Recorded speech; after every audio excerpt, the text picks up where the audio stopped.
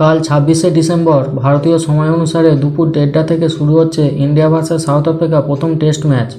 South আফ্রিকার সেঞ্চুরিয়ানে খেলা হবে প্রথম টেস্ট ম্যাচটি। এই টেস্ট ম্যাচ নিয়ে বেশ কিছু আপডেট রয়েছে।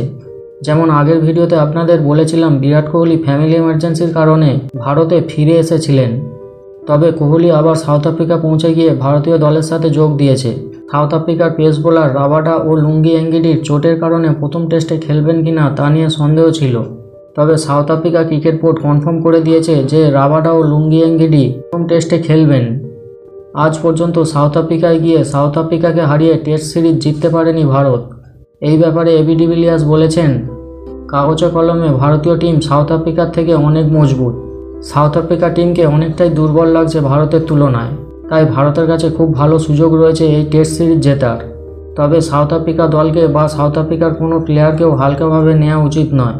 তো বন্ধুরা, আপনাদের কি মনে হয় ভারতীয় টিম কি পারবে সাউথ আফ্রিকায় গিয়ে সাউথ আফ্রিকাকে হারিয়ে টেস্ট সিরিজ জিততে? আপনাদের মতামত কমেন্টে অবশ্যই জানান।